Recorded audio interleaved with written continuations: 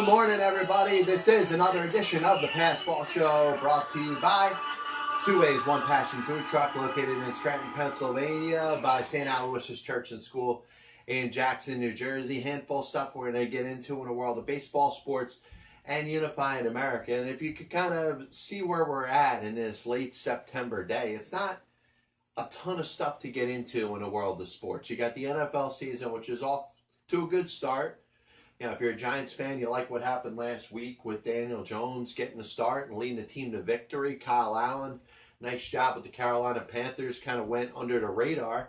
And maybe this year, as we're in the 2019 season going into 2020, could be the year of the young quarterback. Maybe something we thought that we would have seen last year. Of course, you got the baseball pennant races kind of coming to a crescendo, but today would probably not be the best day to preview what we're going to expect in a couple of series that we don't even know who's going to be playing in them. There's still a little bit of hope for a couple teams in Major League Baseball. Certainly the Cleveland Indians very much in the mix. But today, on the outside looking in, a team that could win 95 games and miss the playoffs. But the bottom line is, as we get closer to next Thursday, next Wednesday after the two wildcard games are played, we could probably do some better previews. But today, being one of those days that there ain't a whole ton of things to talk about, might actually open the door to get into some of the bigger issues that are going on, not just with the world of sports, but with social media and society. So we're going to try, if we can, in this filibuster. I got a handful of topics we're going to jump into, and we're going to try to find time to go over with something that I really feel has changed when we come to trying to decipher the difference between fact and fiction, when we're trying to decipher the difference between being right and being wrong. It seems like you could be wrong and still find a way that you're right, and we'll talk about that in a little bit.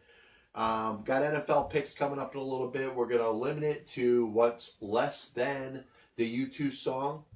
The voice of Johnny Ramone. So we're going to get that down to less than 4 minutes, where we'll go over 5 picks that we're going to endorse for next week, and we'll see what ends up happening. Record right now, 10 wins, 8 losses over 3 weeks. 3 extra games in the first 2 weeks, but we're keeping it down to 5. So the easiest thing to say is you're seeing what has come to an end in a season when we're talking about Philadelphia baseball and the Phillies. And pretty soon, probably tonight, you're going to find out that the Mets season is officially over. They got games to play, but their opportunity to get to the postseason is completely non-existent. Yes, the Mets, if they somehow win the next 5 games and the Milwaukee Brewers lose the next 5, then there's a chance. And you think of Jim Carrey's character in Dumb and Dumber, and you say, so there's a chance. It's basically that kind of chance. So what are you going to gravitate towards if you are a fan? What are you going to go into next and say is the most important thing that needs to be done? And once again, I'm going to tell you how not important it is and how much it does not matter in the grand scheme of things in the way a baseball team is run right now. And you think you're such a good fan, you think you're so knowledgeable as a fan, you think you know everything there is to know about your favorite sports team. And then you start talking about the manager, like the manager really is the one that's going to be the difference between your team winning and your team losing. And that could be a discussion all by itself. And I'm okay to have that discussion. I'm not going to have that specific discussion right now. The aspect of it, which I've continued to drill out there on my show and throughout social media, is the role that the manager has in the game right now in 2019. If you fire just the manager, you're still leaving a lot of problems and a lot of inaccurate and incorrect decisions that are being made over the course of the game. These decisions that we tend to blame just on the manager. We don't blame any on the coaching staff. We don't blame any on the front office. We don't blame any on the analytics staff. We want to blame solely the manager for every decision that isn't correct over the course of a baseball game. And when a manager is there in a press conference, basically taking responsibility for everything, we think that that's the clarity that we need to understand that the manager is the one making every single decision over the course of a baseball game. But a manager in 2019 is just going to be a puppet. That's all he's ever going to be. He's going to be the voice of the team. You may not like his voice, but the bottom line is once his voice is gone and somebody else's voice is put into that spot, that proverbial chair, that basically puppet to be moved around by the string of the front office and the analytics staff, you as the fan are going to be just as critical of the next manager as you are with the one that you have. Because there's nothing that's going to change in regards to the philosophy of the team, which is coming from the front office and the analytics staff. And there's still many people, for whatever reason, just are refusing to grasp that concept.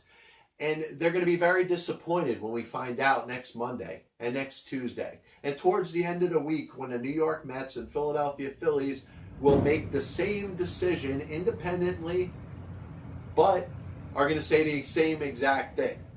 The Mets are going to say that Mickey Callaway is returning to the Mets bench for the 2020 season. The Philadelphia Phillies are going to say that they are going to return manager Gabe Kapler to his post as the Major League Manager in 2020. Now, I'm not breaking any news here. In fact, I'm going to tell you right now, I don't have any inside ties to either the New York Mets or the Philadelphia Phillies. But I'm going on the hunch that I have and the understanding that I have of the role of a Major League Manager in 2019. And if the decision is, hey, why did things go wrong? The Mets aren't going to say the front office did everything they were supposed to do. The analytics staff provided the best game plans possible. The coaching staff around Mickey Callaway provided all the best information, and Mickey Callaway was the one that screwed it up. I understand that that's what the fans think, but it's not true. It's a collective effort. If the Mets decide to fire Callaway, basically, they're going to be saying that Callaway is the one responsible for everybody else's decisions. And I can't wait to see him and Gabe Kapler if for some reason, and eventually, obviously at some point, they are going to lose their job. The percentage of managers in Major League Baseball that get to go out on their own terms is less than 1%. So at some point, they're going to be fired. But not this offseason. And once that happens, once those official statements are put out there, and as much people that are probably hating me for saying this, particularly Mets fans, just throw me the positive shade of being right. Because the bottom line is, when it comes to the construction of the decision-making process, when we like to blame Major League managers for just about everything that doesn't go right, and we get the affirmations in our own head when the manager is basically answering questions about things that didn't go right, understand that there's no manager in Major League Baseball that never says it wasn't me. But we know analytics exist in the game. We know analytics are determining all these decisions. So every manager in Major League Baseball says it's 100% me. But we know the analytics are running the game. So we know that that puppet that we have in front of ourselves as the media after the game ends every single day is just telling us what we want to hear. Is just telling the media exactly what the front office wants them to say. That's the role that you have. You're here to take all the blame. You're not here to make all the decisions, but you're here to take every last bit of the blame. And fans continue to misconstrue that for the fact that the manager is making anything more than just an occasional decision. And that occasional decision will very seldom impact whether a team wins or loses. And when we continue to throw out there and say, hey, a good manager is worth this, a bad manager is worth this, take all that garbage and throw it out the window. Because it's not true anymore. There's no manager single-handedly that's winning games or losing games anymore. It's the collaborative effort led by the front office, led by the analytics staff, led by text messages and earpieces and calls from the clubhouse that are happening all the time but just aren't getting caught. And I promise you, when we start to see interior cameras put in to catch certain things happening that shouldn't be happening, that may be against the rules of Major League Baseball, maybe you'll start to realize that a manager in Major League Baseball does not make decisions. So like I said, this is the Pass Ball Show brought to you by JohnPielli.com. Anything that's on your mind in the world of baseball, sports, and unifying America. We'll throw up some of the comment feeds if you want. You want to comment now on Facebook Live, You could comment on Periscope. You could also give the show a call. The number is 732-364-3598. That's 732-364-3598. Just a reminder, this copyright and broadcast is authorized under internet rights granted by the World Wide Web and is solely for entertainment of our audience. Any publication, reproduction, or other use of the pictures, descriptions, and accounts of this show without the express written consent of the Past Ball Show, JohnPielli.com, and John Pielli LLC is prohibited. Any commercial or other use of the program, such as by charging admission for its showing, is similarly prohibited. So, we think of a perfect game in Major League Baseball, and one of them stands out that will never be credited for a perfect game, but you could agree that the closest thing to a perfect game that isn't going to go into the record books was Ernie Shore's perfect game, which he got by not retiring a batter. Oh, I'm sorry, that he came into a game, retired 27 straight batters in relief of Babe Ruth, and was not credited with a perfect game because Babe Ruth walked the first batter of the game, got thrown out of the game arguing with the umpire, and because even though Ernie Shore retired the next 27 batters, it was not a perfect game. But we think now, with the game changing as much as it is, we think that there could be more variations of what we call a perfect game. And I'll tell you, you think of certain things in baseball, whether it's Joe DiMaggio's 56-game hitting streak, whether it's Pete Rose's all-time hit record. It's going to be very hard for anybody to catch that. Johnny Vandermeer's 2 no-hitters in a row. Nobody will ever throw 3 in a row. But one of the things that's becoming harder and harder to do that stands out amongst what is amongst the best to view and to see in baseball history is a perfect game.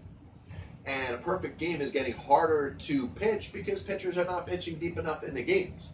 And a lot of people will say that there'll be a little bit of an argument over what a perfect game is and what a perfect game isn't over the course of the future. And we almost saw at least some discussion about the possibility of one being thrown the other day when the Brewers were playing the Pittsburgh Pirates. And the Brewers, employing the opener, which meant that they were definitely going to a reliever over the course of the game, probably going to use multiple relievers to get themselves through 9 innings. Well, it went into the 6th inning. The Pittsburgh Pirates had not gotten a base runner. So we're talking about multiple pitchers in a game and the possibility, and of course it always exists once you get into the 6th inning. Obviously, it's more of a big deal when you get into the 7th. It's more of a big deal when you get into the 8th.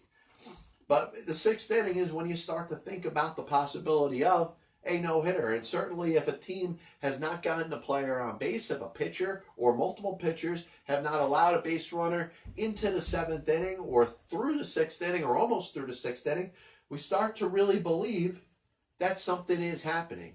Now, in that case, nothing was happening because the way I define a perfect game really should be the way that a perfect game should be defined in Major League Baseball. We start with a complete game, which obviously would eliminate a chance for anybody to throw a perfect game that did not throw a complete game. Obviously, a shutout would need to be a shutout. A complete game, a shutout. A no-hitter, and then a perfect game. All those things have to be happening at the same time. Obviously, you can't throw a perfect game if you give up a run. You can't throw a perfect game if you give up a base runner, but you also can't throw a perfect game if you pitch more than one pitcher. You don't pitch a complete game, it can't be a perfect game. And that's why the 23 perfect games that have been thrown in Major League Baseball history are one of the more sacred things that have happened within a game that we could say, hey, a lot of things aren't sacred. No home run records. A lot of the power numbers that we're seeing in Major League Baseball just aren't what we're used to seeing. The 150 years of Major League Baseball probably hasn't been played on the same playing field. So there's things that you saw in the beginning time of baseball and things that you see right now that just aren't on the same level. But one of the things that has been the most fascinating and interesting amongst the 150 years of Major League Baseball has been a perfect game. The first perfect game was thrown in 1880 by Lee Richmond. The second was by John Montgomery Ward. And we've seen 21 other pitchers over the course of Major League Baseball history have done something that very few have ever been able to do. That's why you look at a guy like Philip Humber or Len Barker or Charlie Robertson or, Felix Hernandez or Matt Cain, Kenny Rogers, Roy Halladay, Dennis Martinez, Mark Burley, Tom Browning, Mike Witt. You think of all these different pitchers, and some of them are all-time greats. You can talk about Addie Joss. You can talk about Cy Young.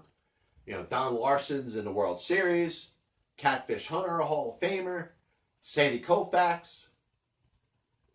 You can talk about the perfect games amongst Major League Baseball history, and it is kind of a little smorgasbord of all different type of pitchers. And if we're going to take what we call some sanctity that's still left in baseball. Now, I've been more open-minded to say, hey, players that have done and used steroids, should have records that should be allowed to be kept.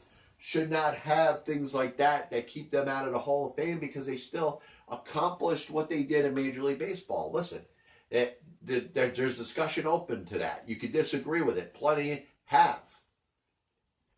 But one of the things that is hard to take away is when a pitcher goes out there and throws a perfect game. I look at the amount of times in baseball history a player has hit 4 home runs in a game. That is another thing that, somebody may do it again, somebody will do it again, but it doesn't happen so often. And once it does happen in the sport, it deserves to be a big deal. Now, I'll close by repeating what I just said. A perfect game has got to be a complete game. Once you bring that second pitcher in a game, it doesn't match up with everything that has been done before. And if Ernie Shore to Babe Ruth, that game that Ruth started, walked the first guy, and Ernie Shore shut down 27 in a row, cannot count as a perfect game, which we understand why, then any game that includes more than one pitcher can no longer be eligible for a perfect game. This is the famous Budweiser beer. We know no brand produced by any other brewer that costs so much to brew and age. Our exclusive Beechwood aging produces a taste of smoothness and drinkability you'll find in no beer at any cost. So on some positive, you hear that the New York Mets have decided with their Alumni Association, Jay Horowitz, and the Mets Hall of Fame, that they're going to surprisingly, and I think this is surprisingly because it kind of came out of nowhere, there was no speculation about this, they've announced that the Mets are going to retire Jerry Koosman's number 36 sometime in the 2020 season. Now, it hasn't been spoken about because it's something that was never really brought up to the table for discussion. There's been talk about David Wright's number 5 going up, and in a little bit I'll talk about some players that I don't think are getting enough credit. And when it's all said and done, if you want to open up the Mets rafters on the top of Citi Field and retire as many numbers as you know were impactful during the history of the franchise of the New York Mets and honor more players, these are the players whose numbers should be up there and retire. Now, Jerry Koosman, the winningest left-hand pitcher in the history of the New York Mets franchise, certainly an integral part of the 1969 World Series championship team. Obviously, 50th anniversary this year. It was Tom Seaver, and Tom Seaver was a legend, a Hall of Famer, one of the best pitchers of his era, let alone, if you think about baseball history, he may have been one of the top pitchers in baseball history, but certainly of the last 50 or 60 years, he put up numbers that were very hard to duplicate. He led that staff. He was the legend. He is the franchise. That's why that's his nickname. Tom Seaver is in a level by himself. But what Jerry Koosman meant to the New York Mets for the time that he played there, even up towards the end when he was pitching for a bad Mets team in the late 70s that seemed to get rid of everybody else but kept Jerry Koosman around to go 3-20 in the 1978 season before he was traded February of 1979 in a deal that ironically included World Series hero Jesse Orosco. And we say World Series hero not because of the amount of runs that he gave up in the playoffs and the fact that he gave up the Billy Hatcher home run. He gave up the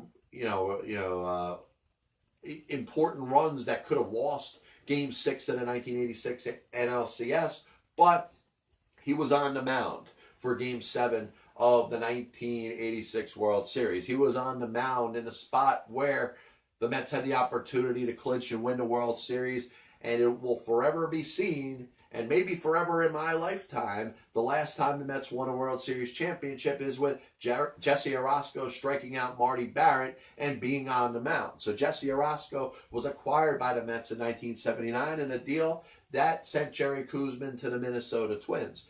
Now, Jerry Koosman, certainly, as you think of the history of the New York Mets franchise, deserves the honor that he got. So his 36 is going to go up sometime next year. You would expect probably sometime in 2021, David Wright's number 5 to go up there, even though there has been no formal announcement. There won't be as long as Wright is technically under contract with the New York Mets. Now think of some other numbers that should go up there. And I'll talk about 3 different reasons why the Mets should embrace some of its history. 3 different reasons why you should talk about what has happened over the course of the last 57 going into 58 years of the franchise.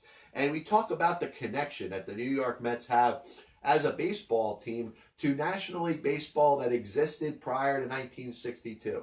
In other words, National League Baseball that existed up through 1958, which included 2 teams, the New York Giants and the Brooklyn Dodgers. And that diehard sports fan or that diehard National League Baseball fan at that time will think of what they remembered when they were rooting for the Dodgers and rooting for the Giants in the 1950s. Obviously, time has gone by. We're in the year of 2019. So those fans that remember baseball passionately in that time are, probably my grandfather, in some cases, other people's fathers and mothers, and family members that were around and watching baseball live in the 1950s and before 1950s. But what we know is that the Mets, who were brought into the National League in 1962, were meant to be kind of a combination of National League Baseball that existed before it. The orange that exists was there for the New York Giants. The blue was for the Brooklyn Dodgers. You put them together, and whether you want to say, hey, you know what? Those franchises exist. They're now in Los Angeles and San Francisco, respectively. There was a good part of the history of those franchises that existed that still resonate in the city of New York. And if you think about 2 players, or 1 player, that probably doesn't get enough credit because his ties to the New York Mets aren't there, is a player that's already being honored by the New York Mets and their franchise. And that, of course, is Willie Mays. And you could talk about Willie Mays and you could say that, hey, he was only a Met for, and obviously no pun intended by hey in there, that little interjection word was not meant to say hey, but say hey, Willie Mays. He was acquired by the Mets in 1962, finished off 1972, was part of the Mets National League pennant winning team in 1973, retired after that. So his impact on the New York Mets as a franchise is not going to be remembered as that. He was a New York Giant first, and he was a San Francisco Giant. He was a San Francisco Giant longer than he was a New York Giant, but he means a lot in the state of New York, in the city of New York, and will be forever revered in New York sports history. And the Mets know that because the Mets have seldom been willing and able to give out his number 24. He wore it in 1972 and 1973, but of course was his number that he had throughout his entire career with the New York and San Francisco Giants. And after he retired, it was given out just a couple times. One time mistakenly for Kelvin Torvey in spring training. Another time for Ricky Henderson, because that's the number that he wore, and he wore it to, kind of remember Willie Mays. And then the same thing for Robinson Cano, who is currently wearing number 24, but he's doing it as a tribute for Willie Mays. So his number 24, which the Mets are not choosing to issue, or very seldom going to be willing to issue, should probably go up there, but not up there to remember Willie Mays as far as what he did with the New York Mets in his season plus that he was there, but for what Willie Mays means for New York sports history, New York baseball history, and National League New York baseball history, which we know can only be traced back to 1962 with the New York Mets. So there should be no reason why Willie Mays, number 24, shouldn't be retired by the New York Mets. And another player whose number is being withheld and not issued out to other members of the team is Gary Carter's number 8. And it is obviously being held back because the Mets, for whatever reason, have decided that they're not going to retire it. I said before, and you could talk about Gary Carter's qualifications and what he did as a Met. You could talk about what he meant for that franchise and the fact that he made it into baseball's Hall of Fame, had about 3 seasons that were really Hall of Fame worthy with the New York Mets. His last couple weren't so good. You know, he left as a free agent after the 1989 season, played 3 more seasons in Major League Baseball, spent more time, probably had more of success of his career wearing the Montreal Expos uniform than he ever did with the New York Mets. But the Mets as a franchise have appreciated what he meant to that team. Maybe his sudden and, obviously way before time passing may have something to do with it. But the bottom line is the Mets have gone out of their way to not issue number 8 out, as we'll hit what we'll call the halfway point here in the Passball Show. Passball Show brought to you by JohnPielli.com, by Two Ways, One Passion Food Truck located in Scranton, Pennsylvania, by St. Aloysius Church and School in Jackson, New Jersey. So Gary Carter's number 8, not issued. Nobody into the Mets in a long time. We got a couple comments, which we'll get into in a little bit. Murat TE64401 has joined. He's got a couple things to say. We'll see if we can make any sense of it in a minute as soon as we finish the point on Gary Carter here. Gary Carter's numbers, similar to Willie Mays's, probably weren't the best of his career. Gary Carter, 3 good seasons with the Mets, is going to be known, went into the Hall of Fame with a Montreal Expos cap, or should have, yet his numbers not being issued. You either issue it to other players on a team or put it up there and retire it right next to Willie Mays' 24. So the next category, I think, are players that were very integral parts of the New York Mets teams in the 1980s. You hear the clamoring for Keith Hernandez. I have no issue with Keith Hernandez's number 17 going up there and being retired. But 2 players that aren't getting enough credit for the impact that they had on the franchise, and I think a lot of it has to do with sour grapes and the way they ended up leaving the Mets, and some positive moments that they had wearing the New York Yankees uniforms. And of course, I'm talking about Dwight Gooden and Darryl Strawberry. Nobody had a higher winning percentage in the first 10 years of his career as Dwight Gooden. Dwight Gooden was on path to be a Hall of Fame pitcher. What he did with the New York Mets by itself was just as important as what Jerry Koosman did for the New York Mets. And any pitcher you could talk about, not named Tom Seaver, that pitched before or after him. Darryl Strawberry was that homegrown power hitter that the Mets have been dying to have in the history of their franchise. Put up nothing but power numbers. May not have left on best terms. Took a big deal with the Los Angeles Dodgers. Obviously, his career went down the tubes for many different reasons. Reemerged with the New York Yankees. I understand Met fans are probably still a little bit bitter as more time goes on. There's probably less and less bitterness, but certainly bitterness that existed in the 1990s when both Darryl Strawberry and later Dwight Gooden left the New York Mets and ended up joining the New York Yankees. But if you're retiring Keith's number 17, you got to retire Doc's number 16. You got to retire Strawberry's number 18. And the thing that has been the most, angering or frustrating about this whole process is how many players have you seen the Mets give number 16, 17, and 18 to? It's like Keith never played for the Mets. It's like Doc and Straw never played for the Mets. If you're going to talk about all-time greats when it comes to the history of the franchise of the New York Mets, you got to talk about Keith Hernandez and Dwight Gooden and Darryl Strawberry. And there's not enough discussion about it. There's some discussion about Keith, but nowhere near as much about Strawberry and about Gooden that should be. And the final player that I think the Mets, if they decide to open it up and talk about honoring all the top players that ever played for the New York Mets in their franchise and their history, number 15's got to go out there, and it's got to go out there to honor Carlos Beltran. Now, Carlos Beltran, you're going to talk about, Game 7 of the 2006 NLCS, the Adam Wainwright curveball, maybe the injury in 2010 when he came back and he wasn't really healthy, yada, yada, yada. Carlos Beltran was an all-time Met. There were very few players offensively that did what Carlos Beltran did. He played a premium position. He played it very well for the majority of the 7 seasons he was with the New York Mets. You think of the elite sluggers and top overall, all-around players that the New York Mets have ever had. You'd be a fool not to include Carlos Beltran in there and put his name towards the top. His number 15 needs to go up there. So 24, 8, 16, 17, 18, 15, and of course 5 for David Wright. So we're talking about a total of another 7 numbers that very well could be going up to the rafters around the Citi Field that weren't up there before if the Mets alumni, led by Jay Horowitz, decide to start retiring numbers. So Murat, TE, 6,400 and 401. Number 1 pop music international wants to say that he or she is a Hollywood star. That's fantastic. Great contributions to the program. Just a reminder that Castrol provides maximum protection against viscosity and thermal breakdown. Castrol, engineered for today's smaller cars. I do want to get into some tweets because I think that's something that is very big to me, and I do want to close the show with that today.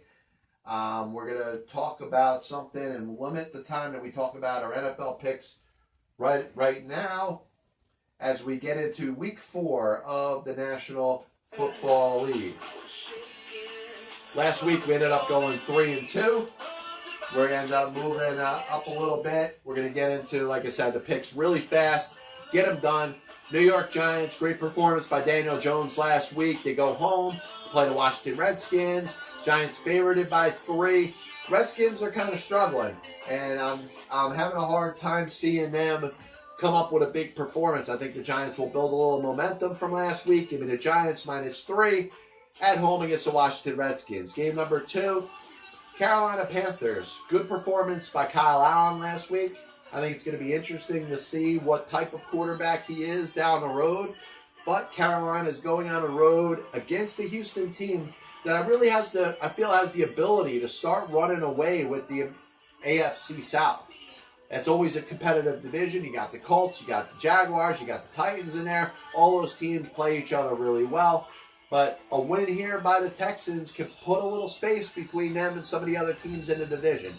Give me Houston -4.5 at home against the Carolina Panthers. The New England Patriots traveling to Buffalo. The 3-0 New England Patriots against the 3-0 Buffalo Bills. Now I was giving them Bills a little bit of love last week. The best team in New York. They may be, they may not be. Of course, we're not talking about New York City. We're talking about New York State. I think the Bills are going to be in for... I think they could be in a mix for a playoff spot. I think they could be one of those teams we're talking about that could be in a position to get a wild card spot. You got the Patriots who are really showing one thing, and I know their opponents have not been that strong. They haven't gone up against a really good team. Maybe we thought the Steelers were a little bit better than they are, but obviously the Patriots wiped the field with them. I think they're going to do the same thing to the Buffalo Bills. The Buffalo Bills are going to take that punch to the sternum, that kick to the gut, and I like the line in this game. So give me New England -7 at Buffalo. Next game, we got the Minnesota Vikings. So been a little up and down. I like the Vikings to win the NFC North, but I don't like them this week against the Chicago Bears. The Chicago Bears, their defense really stepped up last week. I like what we saw when they were playing the Washington Redskins on Monday night. I think they're going to continue a lot of that energy. A little bit of a shorter week because they played Monday night, but a big game for them to make a statement. I like them at home, -2.5 against the Minnesota Vikings. Finally, Jacksonville is traveling to Denver. I think the Denver Broncos, in spite of a little bit of a good defense, I think their defense is still all right. You got Chubb there, you got Von Miller. I think they can stop you. I don't like their offense, and I don't like their team this year. Give me Jacksonville +3 at Denver against the Broncos in Mile High. A little bit of recap of the PBS picks. Giants -3 at home against the Redskins. Houston -4.5 at home against Carolina. New England -7 at Buffalo. Chicago -2.5 at home against the Vikings. And the Jacksonville Jaguars +3 at Denver. This is the Pass Ball Show, brought to you by JohnPielli.com, by St. Aloysius Church and School in Jackson, New Jersey, by Two Ways, One Passion Food Truck, located in Scranton, Pennsylvania. And now's the time where we're going to get into a segment of the show we like to call Nobody's Listening. I don't have the music, so we're not going to pot it up. I don't care about the music. But I was thinking about this the other day, and we could have conversations with younger people and younger generations, whether it's our kids or our grandchildren, whether you're an adult. You could talk about a person that from a demographic and a society standpoint may be a little different than you, but most importantly, we're talking about a difference in generations and a difference of ages. And we talk about things that are not so great when we talk about the differences between now and 20 years ago, the difference between 20 years ago and 40 years ago. A lot of stuff was different, but one of the things that we really feel like we're kind of losing right now, and I believe wholeheartedly and very strongly about this, is that we can make the most bona fide fact, we could back it up with other facts that make our statement completely true, and then we can talk about the ability to twist and take any fact and make it into an opinion. Now, we try to research our facts when we put them out there. You could say that, hey, the player that hit the most home runs in Major League Baseball history in single season was Barry Bonds. The player that has the most hits in all of Major League Baseball history, we could say, is Pete Rose. We could talk about Ichiro having more hits in a single season than anybody in the history of Major League Baseball. Now we're getting to a point where we can take information and we could twist it and turn it to say, hey, that may be true, but this, and this is being used to unsubstantiate anything that was a fact. And I'm going to bring up kind of some summaries of some tweets that I've seen over the last week, and it's kind of frustrated me because I brought up in a tweet the other day the finalists that exist in Major League Baseball. Limiting it to just 3 players can make it very difficult for anybody else that's not amongst the 3 to win an individual award. It used to be, hey, the most valuable player is amongst anybody in the league. The Cy Young is amongst any pitcher in the league. The Rookie of the Year is amongst any rookie in the league. Now it's limited down to 3 players. And the voters are basically told, hey, you can either vote for 1, 2, or 3. You can't vote for anybody else. That is keeping the discussion that we could have when we talk about these individual awards at the end of every season. So a comment that throws out that decides to discredit the pitcher in the National League that could be the 4th in contention for Cy Young, Jack Flaherty of the St. Louis Cardinals, or that person that decides to discredit J.D. Martinez, who was the 4th best player according to the Major League Baseball finalists, was not included amongst the finalists, doesn't necessarily prove my point wrong. It just basically takes a twist and turn of it and doesn't address the issue that we're talking about. The issue that I'm talking about is 3 finalists for each one of the Major League Baseball awards is stupid. That's the thing that you should address with me. Don't make some sideways point to discredit something else. Address the freaking question. And then the other one I was talking about, SNY, who we want to say is the home of New York sports. It's the home of New York sports more than it is the home of the New York Mets. And somebody wants to go out there and say, oh, well, the Yankees have Nets games on. No, but when it comes to baseball, they focus on the New York Yankees and nobody else. Once again, does SNY invest more in New York sports or the New York Mets? The answer is it invests and cares more about New York sports. Instead of answering the question and combating the question, you decide to throw out independent facts that have nothing to do with what it is that I'm saying. 3 finalists in Major League Baseball for each one of these awards is stupid. SNY cares more about New York sports than it does the New York Mets. Those are facts. If you're going to dispute the statement, dispute the facts. Don't twist little things to try to discredit other things to make your point. Address the freaking question. I want to thank everybody for tuning in to the Passball Show. As always, a little bit of a recap of the show today. NFL picks, they'll be up on johnpielli.com, week number 4. Mickey Callaway and Gabe Kapler. You heard it here first. They're coming back. They're both going to be back with their respective clubs next year. I don't know it. But I'm telling you, you heard it here first, and you heard reasons why the Major League Baseball manager is not the scapegoat. If it's not viewed that way within the organization, if it's all about a collaborative effort that exists amongst all the different people that are involved in the decision-making process, both of those managers will be back this year. A perfect game, in order to have a perfect game in Major League Baseball, it needs to be one pitcher throwing a complete game. If not, it can't be a perfect game. Jerry Koosman's number 36. Congratulations to Jerry.